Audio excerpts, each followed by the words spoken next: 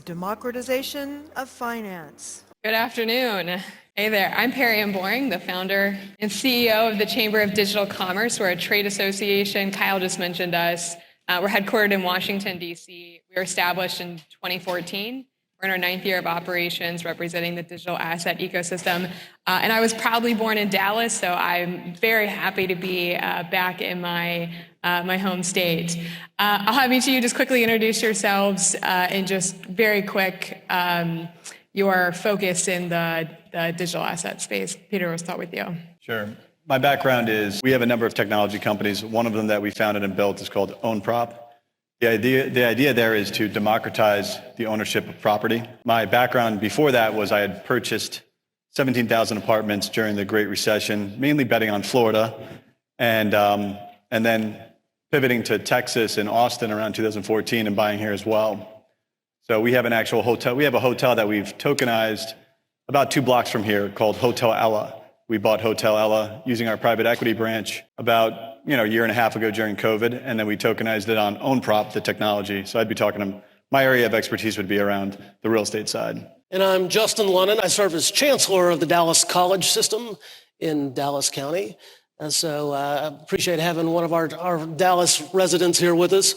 Dallas College is a community college system, 7 primary campuses around the county, 120,000 students, over 300 programs.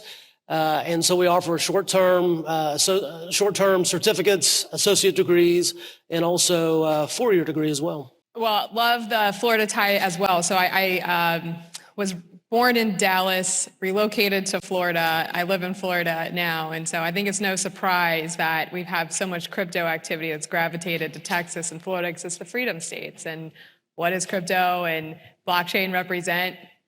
Freedom in a large part. I want to start with just kind of the elephant in the room. It's obviously been kind of a chaotic past couple of weeks for everybody in the industry. The blow up at FTX, from my perspective, was very much an issue of human intervention. Centralized entities bring increased risk into the system. So meanwhile, we have this massive blow up and collapse of the 3rd largest exchange in the world. But decentralized finance applications keep moving forward, just as they were built to do, with no downtime and full transparency. Is decentralization the answer to these centralized failures like FTX? Want to go first on that? So, I mean, ironically, the FTX sort of proves the case for decentralization because they weren't doing it. The irony in it is that they sold that dream of decentralization, which is what blockchain's all about, and pulled a lot of investors into that. So and I think the hype sort of clouded their vision to sort of check the ground, the foundation on that. But they sold the dream of decentralization while they kept it centralized, and in an area where they were able to get away with it without any of the protocols that we currently have in the U.S. that help to make sure a centralized system actually is honest and is being held accountable. Even if it's a very costly system, it still does do that for the most part, and they're able to get away with it in Bahamas. And other than that, I don't have tremendous insight into that beyond that statement there. So yeah, I tend to agree with Peter. My answer will be pretty short. From the education perspective, I think in any system, you're going to have smart people that figure out how to game the system. And so I think that's where education comes into play for certainly for the education sector, for all of us that are operating in this space, is to help people understand what works, what doesn't work, and just to inform in general. Yeah, education is absolutely key. One of the things about digital assets like Bitcoin is that they have unique features. Custody is one of them. And if you don't know basic things about how to hold your keys, you can get hurt. So there's certainly an important role for education. One of the things for me that's really important and special about blockchains is that they're anti-discrimination technology. The blockchain, it doesn't care, your political views. It doesn't care where you're from. It doesn't care your gender. It doesn't care the color of your skin. Everybody is equal on chain. And so this technology is allowing for the democratization of of lots of industries. And Peter, this is something that you're seeing. How is blockchain increasing access to real estate investments? How are we democratizing access to the real estate industry with blockchain? So we haven't yet fully achieved that, right? So that's what I'm working on. And it's going to be a long road. So you got to be sober about it, right? And you've got to execute correctly. This is, it's not only, you don't just have the intersection of an investment here, you have to understand the accounting systems, the legal systems as well, and know how to play correctly and not cross the line. So I think that it is possible. I am working towards that. I think it will be achieved long term. And when we speak of real estate and democratization of finance, I mean, real estate is probably the largest financial asset in the world, I would imagine. I always kind of looked at it as in a way to short currency by owning real estate because, debt effectively ends up going, I won't get into that too much, but I'll start going down a different road. Instead of putting your money in fiat, you can put it in real estate. Yeah, you put it in real estate and you take loans out against it. It's heavily laden asset with debt, and then you hold it long term and you go long equities, right? So, but it's a very financially laden asset, right?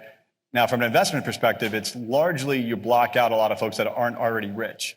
So, for example, on my private equity side, which we've been in business for 15 years or so, we really don't accept checks from folks unless they're going to do generally about $1 million minimum. Now, who can do $1 million minimum check investment to go into one of our syndications or into our fund? Someone who's already very wealthy. Well, why is it that we have this? Part of it's largely driven by transactional costs. That's what was so attractive to me about blockchain. Using blockchain, you can drop those costs down while still getting that transparency and the provenance, the history of knowing that it was bought from, you owned it before, and we know who owned it before you, and you pass it to me, and I own it next. The whole legal system is largely set up around making sure that that actually happens.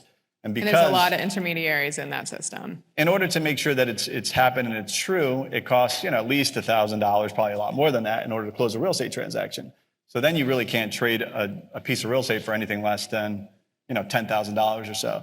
Using tokenization, we've been able to have people buy tokens that own and are backed by real assets for $100, and we could get it down to $1, right? It's theoretically totally there.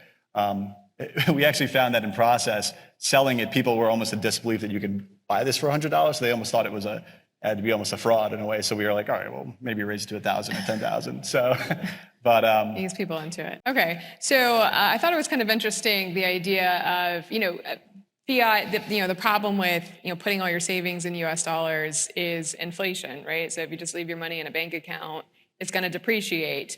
Real estate, there's only so much land and there's more people on the earth, increasingly more, and it's a limited supply. So as a store of value, a lot of people use real estate. But one of the challenges with real estate is that you got to pay property taxes on it. So there's a large cost to upkeep it.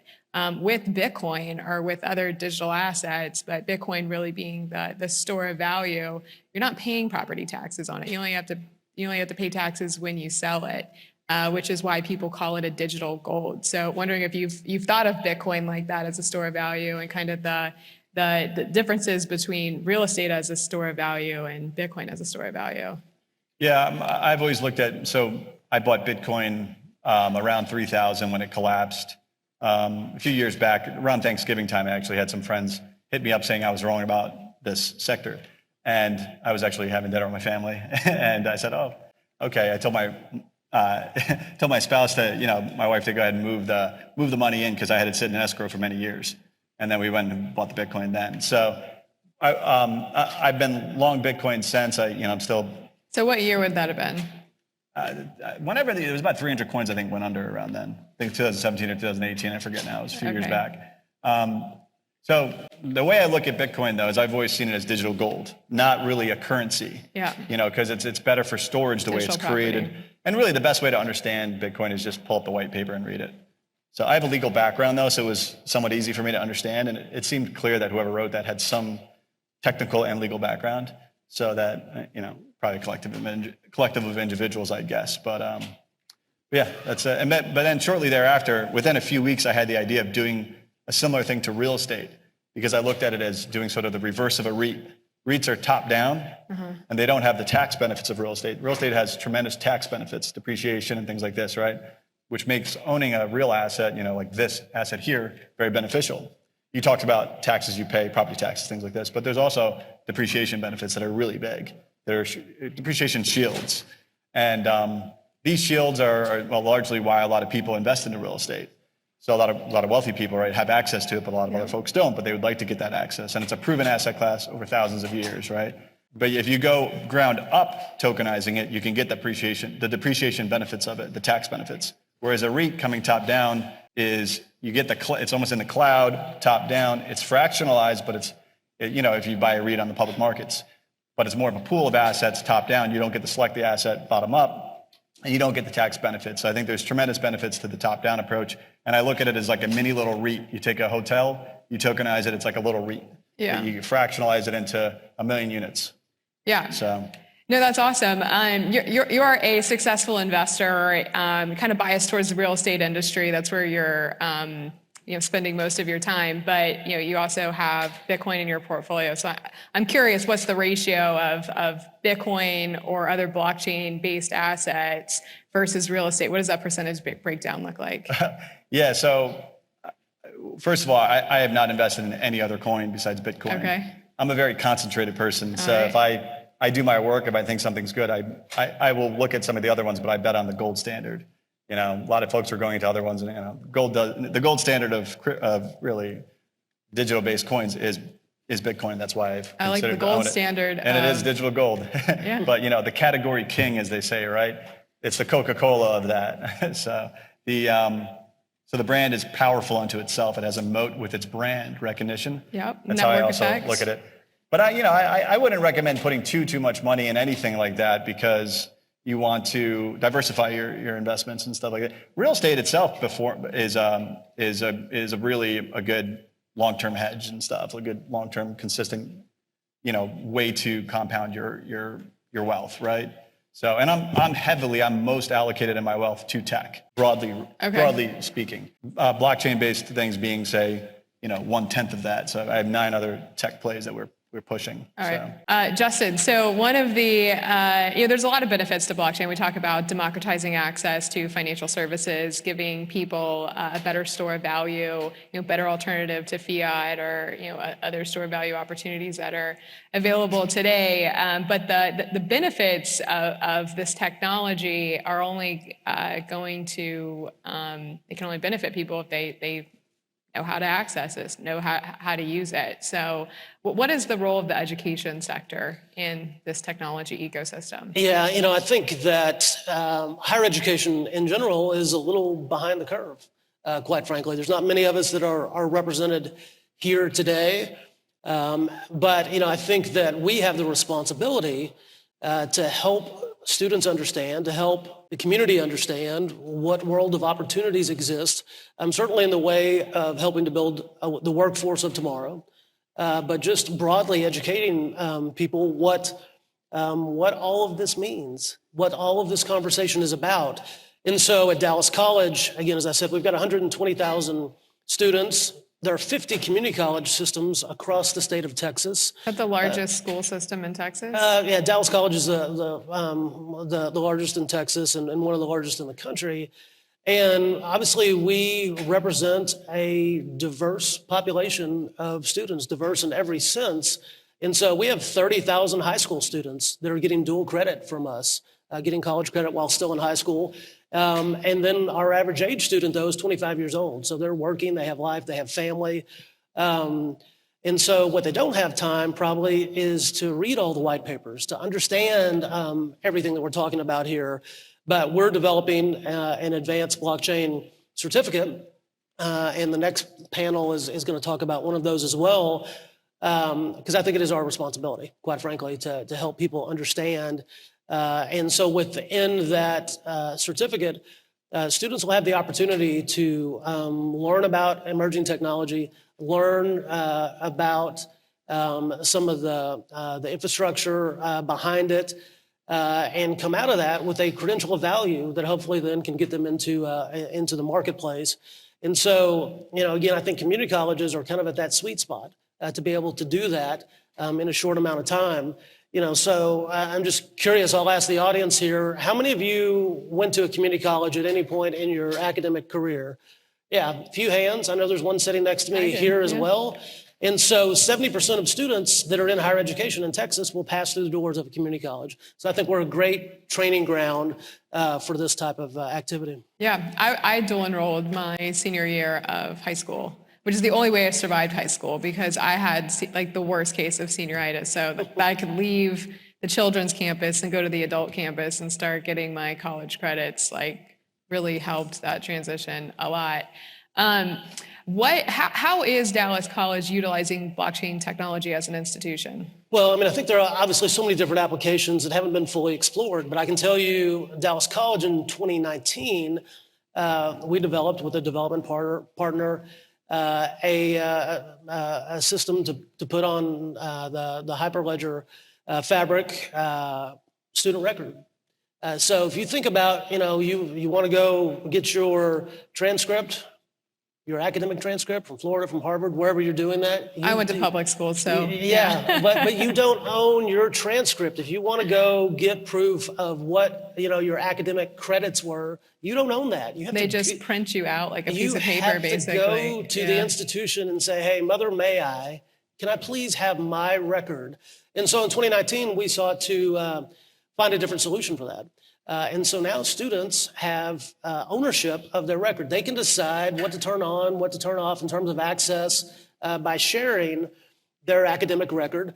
And so now a number of ISDs, a number of universities in the North Texas region have joined us in this effort. And so, I can tell you stories, and I'll tell a quick one because I know time is short, that a story of a student that she came 60 miles to one of our campuses because she needed to get a copy of her transcript for a job that she was trying to compete for. Well, guess what? We were closed. She couldn't get that piece of paper that she needed, and so she missed out on that job. Now there's no more worrying about that. She can have access in her hands, share that with whoever she needs to. So for business and industry that are looking to build a pipeline, they can identify what's available in terms of internships at their company, apprenticeships, scholarships. So anyway, it just opens up the world of opportunity to students beyond just that academic student record. Yeah, and I think it opens up additional opportunities too, potentially diplomas, being able to verify that someone has the degree they say they have. Think about, people on LinkedIn, they list all these academic accolades. How do we verify that any of that is true? So you may be onto something. I can't tell you how many times that I have been looking at a resume and look at the LinkedIn and trying to figure out which one is the real one here. And so, I think this will help provide a way to verify that. Absolutely. Well, thank you both so much for sharing your views on the democratization of finance. Please help me thank both Justin and Peter. I'm Lee Bratcher, the president of the Texas Blockchain Council. Thank you to everyone who came out to this year's summit, helping us make it the best one yet. Now more than ever, we need professional industry associations like the TBC to help craft effective policy instead of the CEOs of centralized exchanges roaming the halls of various state capitals or in DC. Texas is quickly becoming the center of the universe for Bitcoin, blockchain, and digital assets. If you want to be part of the future that we are crafting here in Texas, join the TBC today.